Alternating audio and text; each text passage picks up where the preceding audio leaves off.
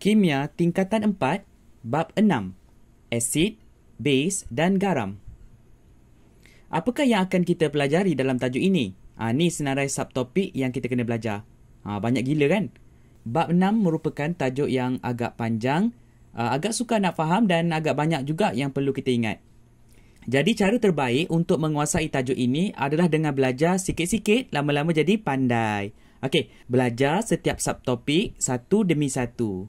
Kalau kita belajar semua sekaligus, sukar untuk faham dan akan cepat lupa. Okey semua, mari kita mula belajar. Video kali ini kita hanya akan menyentuh subtopik 6.1, peranan air dalam menunjukkan keasidan dan kealkalian. Sebelum itu, kita mesti kena tahu dulu apakah itu asid, apakah itu alkali. Asid ialah bahan yang menukarkan kertas litmus warna biru lembap kepada merah. Kebanyakan bahan berasid berasa masam dan perit apabila disentuh. Asid sifatnya mengkakis. Dari segi nilai pH, asid mempunyai nilai pH kurang daripada 7. Contoh-contoh bahan berasid ialah limau, cuka dan asid hidroklorik. Alkali pula ialah bahan yang mengubah kertas litmus warna merah lembap kepada biru. Kebanyakan bahan beralkali berasa pahit dan licin apabila disentuh. Seperti mana asid, alkali bersifat mengkakis. Alkali mempunyai nilai pH lebih daripada 7. Contoh-contoh bahan beralkali ialah ubat gigi, syampu dan sabun. Jadi apa kaitan air dengan asid dan alkali? Sebenarnya, sesuatu bahan yang menunjukkan sifat asid ataupun sifat alkali apabila bahan itu dilarutkan di dalam air.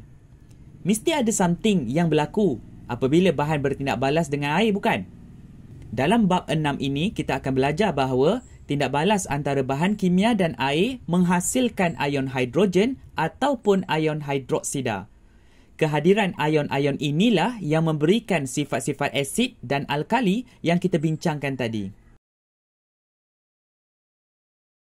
Menurut teori Arrhenius, asid didefinisikan sebagai bahan kimia yang mengayon di dalam air untuk menghasilkan ion hidrogen H positif. Jadi menurut teori Arrhenius, asid didefinisikan sebagai bahan kimia yang mengayon di dalam air untuk menghasilkan ion hidrogen H positif. Benda apa pula teori Arrhenius ni? Arrhenius ni nama orang, iaitu Svante Arrhenius, seorang ahli kimia Sweden. Dia ni hebatlah dalam bab-bab asid dan alkali sehingga menang Nobel Prize Kimia pada tahun 1903. Untuk pengetahuan semua, siapa yang menang Nobel Prize dikira orang yang hebatlah dari segi bidang kepakaran dan sumbangannya. Jadi bila kita belajar tentang asid dan alkali, mestilah nama Arrhenius ni kita sebut-sebut. Dia yang bagi definisi apakah itu asid dan apakah itu alkali. Sekali lagi, apa yang Arrhenius cakap tentang asid? Arrhenius cakap, asid itu ialah bahan kimia yang mengayon di dalam air untuk menghasilkan ion hidrogen H positif. Asid ialah bahan kimia yang mengayon di dalam air untuk menghasilkan ion hidrogen H positif. Sekali lagi, asid itu apa? Asid itu ialah bahan kimia yang mengayon di dalam air untuk menghasilkan ion hidrogen H positif. Cikgu ada satu soalan kat sini. Apakah yang kita maksudkan dengan mengayon? Mengayon. Bahan kimia yang mengayon. Apa maksud mengayon tu? Mengayon ni merujuk kepada sesuatu molekul boleh terurai atau terpecahlah kepada ion-ion yang membentuknya. Proses penguraian molekul kepada ion-ionnya dipanggil mengayon. Jadi, Arrhenius kata asid itu ialah bahan kimia yang terurai dalam air untuk menghasilkan ion hidrogen H positif. Mari kita tengok contoh. Contoh kat sini ialah larutan hidrogen klorida, HCl.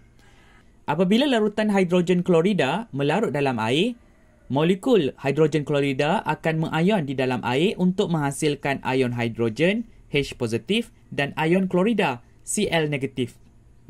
Jadi larutan hidrogen klorida adalah asid kerana mengayon di dalam air untuk membentuk ion hidrogen. Sebab itulah kita panggil nama dia larutan asid hidroklorik. Larutan asid hidroklorik. Sebenarnya, ion hidrogen yang terhasil ini akan seterusnya berpadu dengan molekul air untuk membentuk ion hidroksonium, H3O positif. Jadi, ion hidroksonium lah ion sebenar yang wujud di dalam larutan akuas untuk memberikan sifat asid. Walaupun ion hidroksonium yang sebenarnya hadir, tapi kita masih boleh menggunakan ion hidrogen, H+, untuk mewakili ion hidroksonium ini. Penggunaan ion hidrogen bagi mewakili ion hidroksonium akan memudahkan penerangan dan pemahaman kita dalam tajuk ini. Ini lagi satu contoh bahan asid. Asid nitrik. Apabila asid nitrik, HNO3, dilarutkan dalam air, molekul asid nitrik akan mengion di dalam air untuk menghasilkan ion hidrogen, H positif, dan ion nitrat, NO3 negatif. Jadi, larutan asid nitrik adalah asid kerana mengion di dalam air untuk membentuk ion hidrogen. Kedua-dua asid hidroklorik, HCl, dan asid nitrik, HNO3, adalah asid kerana kedua-dua asid ini menghasilkan ion hidrogen apabila melarut di dalam air.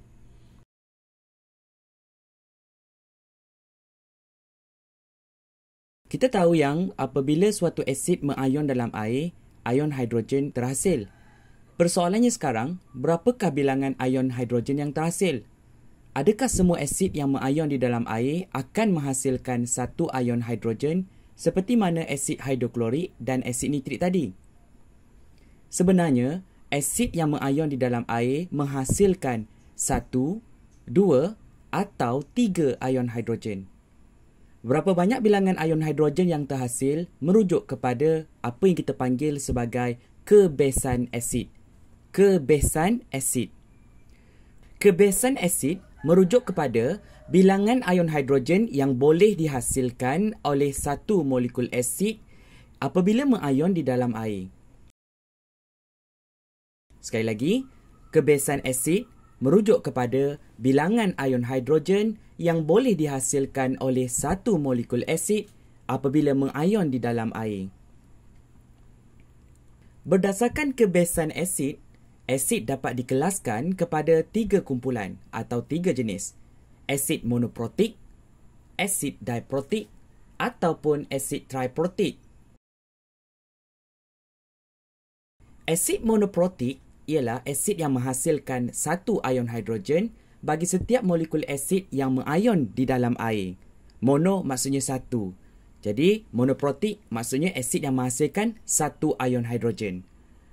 Apabila satu molekul asid mengion di dalam air, hanya satu ion hidrogen terhasil. Asid hidroklorik, HCl, dan asid nitrik, HNO3, ialah asid monoprotik kerana boleh menghasilkan satu ion hidrogen per molekul asid. Bagi setiap molekul asid, dapat menghasilkan satu ion hidrogen. Mari kita tengok tindak balas antara asid monoprotik dengan air. Di sini ada 2 contoh asid monoprotik. Contoh yang pertama ialah asid hidroklorik, HCl. Satu molekul asid hidroklorik, HCl, mengion dalam air untuk menghasilkan satu ion hidrogen, H positif, dan satu ion klorida, Cl negatif. Satu ion hidrogen terhasil. Jadi, asid hidroklorik ialah asid monoprotik. Contoh 2.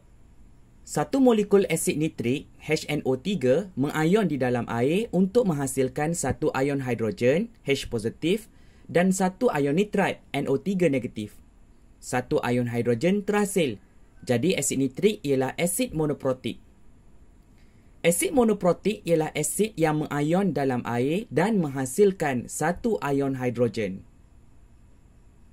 Asid hidroklorik dan asid nitrik ialah asid monoprotik kerana menghasilkan satu ion hidrogen apabila satu molekul asid mengion di dalam air.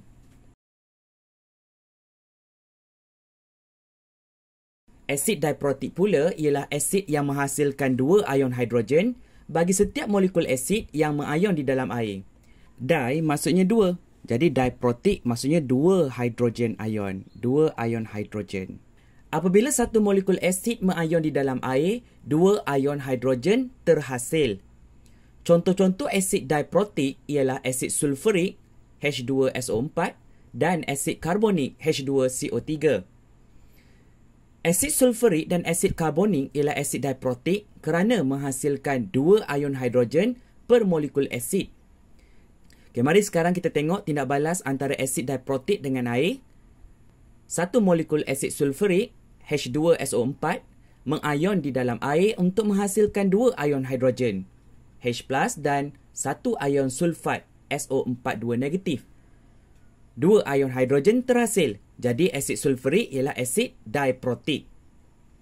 Dalam contoh dua ini, satu molekul asid karbonik H2CO3 mengayon di dalam air untuk menghasilkan dua ion hidrogen H+ dan satu ion karbonat CO32 negatif. Dua ion hidrogen terhasil. Jadi asid karbonik ialah asid diprotik. Asid sulfurik dan asid karbonik ialah asid diprotik kerana menghasilkan dua ion hidrogen apabila satu molekul asid mengayon di dalam air.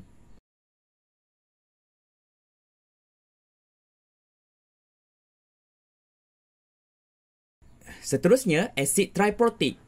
Asid triprotik ialah asid yang menghasilkan 3 ion hidrogen bagi setiap molekul asid yang mengayon di dalam air. Tri maksudnya 3. Jadi triprotik maksudnya 3 ion hidrogen. Apabila satu molekul asid mengayon di dalam air, 3 ion hidrogen terhasil. Contoh-contoh asid triprotik ialah asid fosforik H3PO4 dan asid sitrik H3C6H5O7. Asid fosforik dan asid sitrik ialah asid triprotik kerana menghasilkan 3 ion hidrogen per molekul asid. Okey, kat sini dia punya tindak balas antara asid triprotik dengan air. Dalam contoh satu ni, satu molekul asid fosforik H3PO4 mengayon dalam air untuk menghasilkan 3 ion hidrogen H+ dan satu ion fosfat PO4 3 negatif. 3 ion hidrogen terhasil, jadi asid fosforik ialah asid triprotik. Contoh 2 pula. Satu molekul asid sitrik H3C6H5O7 mengayon dalam air untuk menghasilkan 3 ion hidrogen H+ dan satu ion sitrat C6H5O7 3 negatif. 3 ion hidrogen yang terhasil. Jadi, asid sitrik H3C6H5O7 ini ialah asid triprotik lah. Asid fosforik dan asid sitrik ialah asid triprotik kerana menghasilkan 3 ion hidrogen apabila satu molekul asid mengayon di dalam air. Okey, dah habis dah pasal kebesan asid. Kebesan asid.